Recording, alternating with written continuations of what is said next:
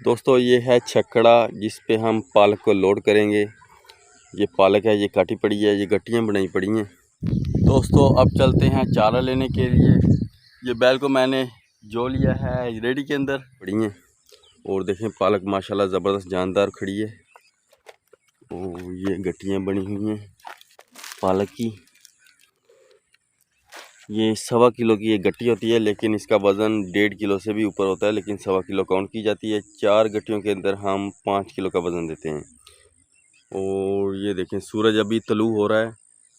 अब जाते हैं मंडी इस पालक को लेके। ये सुबह सुबह काटी गई थी।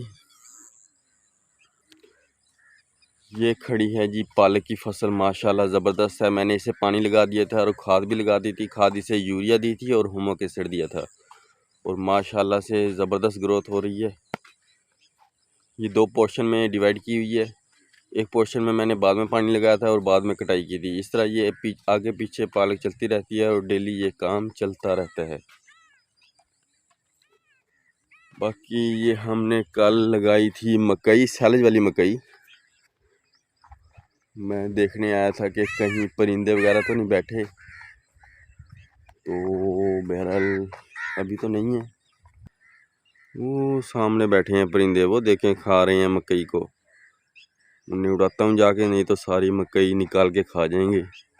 ये देखें दोस्तों कौवे फिर रहे हैं, मेरे आने से यहाँ ये उड़ गए हैं। ये मकई निकाल के खा रहे थे।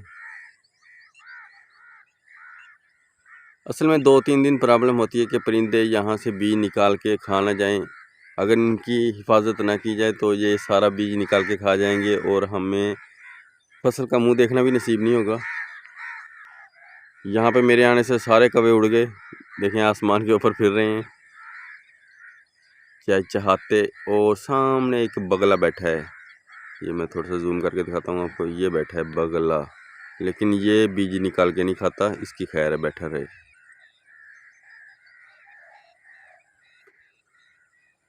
और अब इस खेत के अंदर उस बगले के अलावा कोई परिंदा नहीं है। तो मैं चलता हूँ और पालक लोड करता हूँ, फिर इसे मंडी में लेके जाना है। इसके बाद बैंगन भी मंडी में पहुँचाने हैं। दोस्तों आधी पालक मैंने लोड कर ली है, आधी पालक उसके बाद मैं लोड करके लेके जाऊँगा। इससे पहले सेल कर रहा हूँ, क्योंकि कस्टमर नखरीले से बन जाते हैं। अगर मैं सारी की सारी एक ही बार ले जाऊँ वो सही तरह से उठाते नहीं। यहाँ पे मंडी नज़दीक ही है, सिर्फ 5 से 7 मिनट का सफ़र है। तो पहले मैं ये सेल कर रहा हूँ, उसके बाद ये दूसरी आके उठाता हूँ। ये पड़ी है दूसरी। ये देखें दोस्तों ये ढेरियाँ लगी पड़ी हैं। और जो छकड़े पे मैंने लोड की है वो ये है। छकड़ा भी बढ़ चुका है, बाकी ज़्यादा लोड करना भी नुकसानदेह है मेरे लिए। तो ये वज़न पहले मैं सेल कर रहा हूँ, उसके बाद इसको उठा के लेके जाऊँगा। अब बैठता हूँ मोटरसाइकिल पे।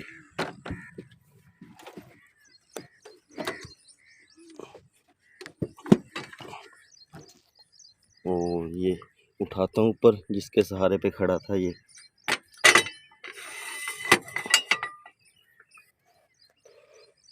किक लगाते हैं।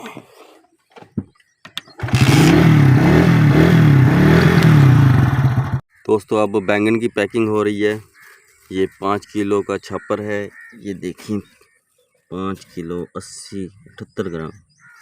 तो ये 5 किलो का छापर है, इसे अब बंद कर। दोस्तों ये हाइब्रिड प्याज की पनीरी काश्त की है।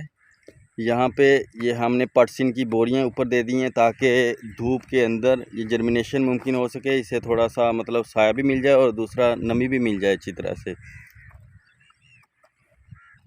इस बार थोड़ी सी अगेती पनीरी काश्त कर रहे हैं प्याज की, और इंशाल्लाह ये तजर्बा कामयाब रहेगा। दोस्तों ये है वो पैकेट जो हमने हाइब्रिड सीड लगाया है। ये है सेमनी 748।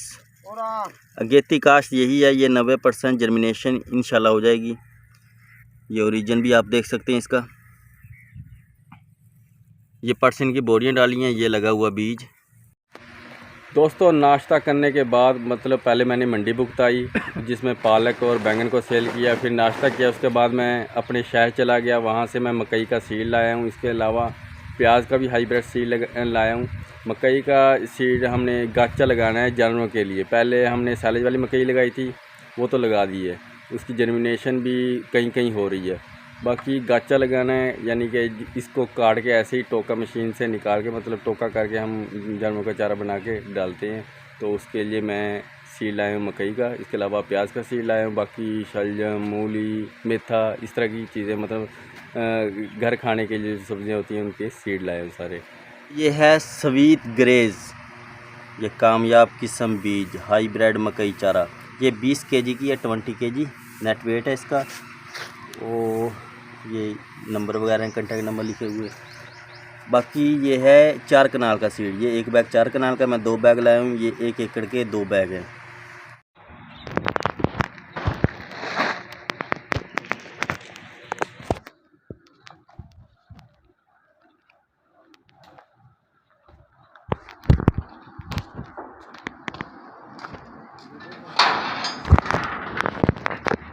दोस्तों दोपहर का टाइम हो चुका है, अब एक चक्कर लगाते हैं जहाँ पे हमने सैलेज वाली मकई काश की थी, ताकि वहाँ पे परिंदे वगैरह बीज निकाल कर ना खा जाएं। सुबह ही मैंने चक्कर लगाया था, कुछ परिंदे फिर रहे थे, उन्हें उड़ा दिए थे। क्योंकि अगर सीड, एक तो सीड को मतलब दवाई लगी हुई है, वो परिंदों को नुकसान हो सकता है। दवाई इसलिए लगाई थी कि कीड़ी वगैरह ना पड़े, क्योंकि उगते ही से फंगस भी पड़ जाती है और दूसरा कीड़ी पड़ जाती है, इसलिए दवाई लगाना मजबूरी है। बाकी परिंदे खाएँगे, एक तो परिंदों का नुकसान होगा, दूसरा सीड का भी नुकसान होगा, इसलिए हम परिंदे अड़ा देते हैं। बेहतर यही है कि अड़ा देना चाहिए। तो सुबह टाइम भी कुछ परिंदे फिर रहे थे, जिन्हें अड़ा दिया था मैंने। और अब भी देखते हैं, दोपहर का टाइम है, देखते हैं कोई परिंदा है होगा या नहीं। लेकिन धूप के अंदर परिंदे तो नहीं बैठते खेत के अंदर। बहरहाल जाके देखते हैं, विजिट करते हैं। दोस्तों देखें, ये 2 हैं तब्दीलियाँ जो नज़र आ रही हैं। बाकी ये एक ये आ गई, बाकी ये नहीं खाती सीड को। इस खेत के अंदर अभी तक तो मतलब इन 3 परिंदों के अलावा हमें कोई परिंदा नज़र नहीं आया। कौवे खाते हैं ज़्यादातर, कौवे और कबूतर। अभी तक तो हमें नज़र नहीं आया परिंदा। बाकी वो टटीरियाँ हैं, जिसे हम टटीरी कहते हैं, लेकिन वो बीज निकाल के नहीं खाती मकई का। तो दोस्तों गर्मियों के अंदर, मतलब सख्त गर्मी के अंदर, परिंदे यहाँ ज़मीन के ऊपर नहीं बैठते, बल्कि सायदा दरख्त के ऊपर बैठते हैं, ताकि छांव के अंदर वो आराम कर सकें। तो फ़िलहाल तो वो सामने आपको एक टटीरी नज़र आ रही होगी, ये जूम करके दिखाता हूँ, ये शायद आप देख सकें, ये वो सामने। खैर ये नुकसान नहीं पहुंचाती सीड को।